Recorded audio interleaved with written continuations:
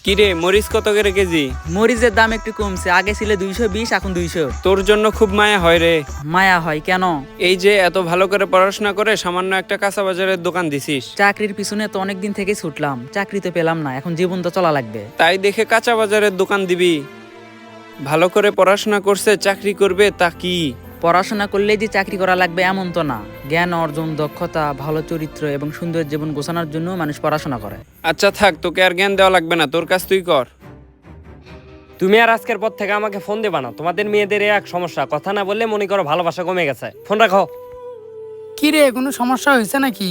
আর বলিস না, প্রত্যেকটা দিন ফোন করে বলে বিয়ে করো বিয়ে করো। তুই বল, বিয়ের পরে আমি আমার বউকে কি খাওয়াবো? আমি যদি একটা জাঙ্গাও কিনতে যাই তাও আমার বড় ভাইয়ের টাকা নেই কিনা লাগে। এই সমাজে অনেক ছেলে আছে, তারা বিয়ের উপযোগী হয়েছে কিন্তু পাত্রী খুঁজে পাচ্ছে না। আর তোর পাত্রী রেডি, কিন্তু তুই বিয়ের উপযোগী হসনি। অল্প বয়সে প্রেম করাই সব থেকে বড় ভুল। এইসব বাদ দিয়ে আমার সাথে আগামীকাল থেকে রাজমিস্ত্রির কামে চল। এসব কাজ কাম আমার দ্বারাই হবে না। কাজ কাম তোর দ্বারাই হবে না, তাহলে কি চুরি করে খাবি? তোর বড় ভাইকে দেখ, পড়ালেখা করে চাকরি পায়নি, এখন কত সুন্দর কাঁচা বাজারের দোকান দিছে। বড় ভাই হতে ধৈর্যশীল, আর আমার মধ্যে সেই ধৈর্যটাই নাই। যেই পুরুষের ভিতর ধৈর্য জিনিসটা আছে সেই সফল হতে পারবে। আজকে আমার শরীর খারাপ, তুই একটু দোকানে বসিস। কোন দোকানে বসবো? কোন দোকানে বসবি মানে? আমাদের কয়টা দোকান? তার মানে তুমি বলতে যাচ্ছ আমি একটা শিক্ষিত ছেলে হয়ে ওই দড়ি সুতার দোকানে বসবো? শোনো আব্বা, আমার একটা মান সম্মান আছে।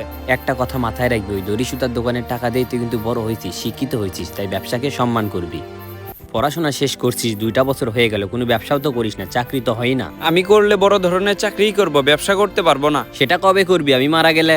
মারা গেলে কেন করব? একটু ধৈর্য ধরেন, সব হবে। তোকে বললাম তোর মামার ফলের দোকানে বসে ব্যবসাটা শিখ, তা তো শিখিস না। আমার ছোট একটা ব্যবসা, দিন আনি দিন খায়, হঠাৎ করে আমার যদি কিছু হয়ে যায় তাহলে তুই কি করে খাবি? কি আবোল তাবোল কথা বলতেছেন? যতদিন আমি বেঁচে আছি বসে বসে খা, আমি মারা গেলে নিজেরটা নিজে চিন্তা করিস। আনোয়ার, তোকে আগেই বলতেছি মার্কেট করে নে, আমার যে কোনো সময় বিয়ে হতে পারে। এই কথা তো অনেকদিন ধরে শুনতেছি, কিন্তু বিয়ে তো করিস না। এখন বিয়ে করব, কারণ পাথরে ফুল ফুটে গেছে। পাথরে আবার কিভাবে ফুল ফোটায়? তুই বুঝবি না, তুই যদি বুঝতি তাহলে তোর এতদিনে বিয়ে হয়ে যেত। মন খারাপ করিস না, কাজ কাম ভালোভাবে কর, বিয়ে হয়ে যাবে। জীবনটা এক জায়গায় আটকে গেছে, কোনো কিছুতে এগোচ্ছে না। তোকে বলি ওই সব কাজ করিস না, একটা ব্যবসা কর। তুই তো আমার কথা শুনিস না। ব্যবসা করবো, টাকা কই পাবো? বাংলাদেশের টাকার অভাব নাকি? কোনো এক জায়গা থেকে ম্যানেজ করবি। বাংলাদেশের টাকার অভাব নাই, কিন্তু দেওয়ার মতো কেউ নাই। বাবা, তোমাকে একটা অনুরোধ করব, তুমি কি রাখবে? কাকা কি হয়েছে বলেন? তুমি একটু আমার ছেলেকে বোঝাবা, ও পড়াশোনা শেষ করছে, কাজ কাম কোনো কিছুই করে না, সারাদিন শুধু ঘুরে বেড়ায়। কাকা, আপনার ছেলেকে আমি কি বুঝাই আপনি বলেন? আপনার ছেলে উল্টো আরো আমাকে কথা শোনায় যে আমি পড়াশোনা শেষ করে সামান্য একটা কাঁচা বাজারের দোকান দিছি। আমার সামান্য দড়ি সুতার দোকান, দিন আনি দিন খাই। আমি যদি মারা যাই তাহলে আমার ছেলেটার কি হবে? এই দুনিয়াতে কাউকে জোর করে কোনো কিছু করানো যায় না, আত্মারও একটা টান থাকতে হয়। আপনার ছেলের স্বপ্ন বড় বড়, আমার মনে হয় না আপনার ছেলে ছোটখাটো কাজ করবে। ছেলেটাকে নিয়ে যে কি করি? কাকা চিন্তা করেন না, সময়ের সাথে সাথে সব ঠিক হয়ে যাবে। কি আর ঠিক হবে বাবা, দিন দিন শরীরটা খারাপ হয়ে যাচ্ছে, কোন দিন জানি কি হয়ে যায়। কাকা আপনি কোনো টেনশন করেন না, আপনার ছেলেকে আমি বুঝাবো। আচ্ছা বাবা, বুঝাইও। কোনো কিছুই ভালো লাগে না, বাড়িতে গেলে শুধু কথা শোনায়, মন চাচ্ছে বাড়ি থেকে বের হয়ে যায়। কত তো শোনাবে, পড়াশোনা শেষ করছিস, একটা চাকরিও করিস না, ব্যবসাও করিস না। চাকরি তো করতে চাই কিন্তু খুঁজে তো পাই না। তাহলে ছোটখাটো একটা ব্যবসা কর। আমি কোনো ব্যবসা করব না, করলে বড় ধরনের চাকরিই করব।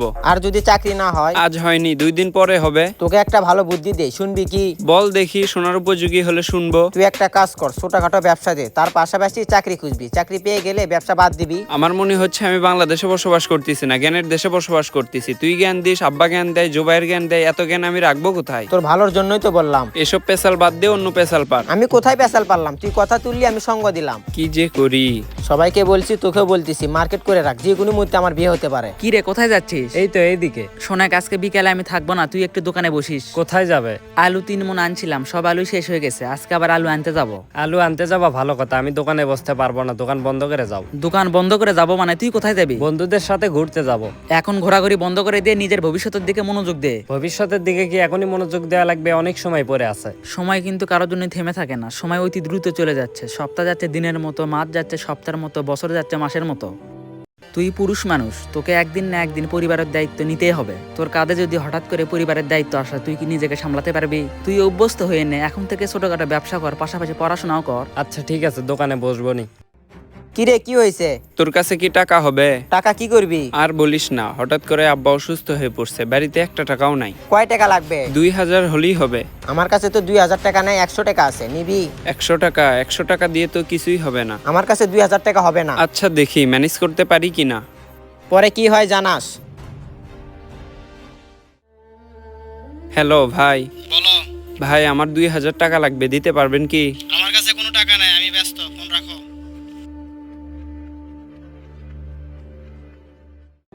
আজকে যদি কোনো কর্মের সাথে জড়িত থাকতাম তাহলে কারো কাছে টাকা চাইতে হতো না। কি রে, তুই এখানে একা একা বসে কিছু হয়েছে নাকি? না, তেমন কিছু হয়নি। তেমন কিছু হয়নি মানে কিছু তো একটা হয়েছে, তুই তো এমন থাকিস না। আব্বা অসুস্থ রে, অসুস্থ, ডাক্তারের কাছে নিয়ে যা। ডাক্তারের কাছে নিয়ে যাব যে সেই টাকাই তো আমার কাছে নেই।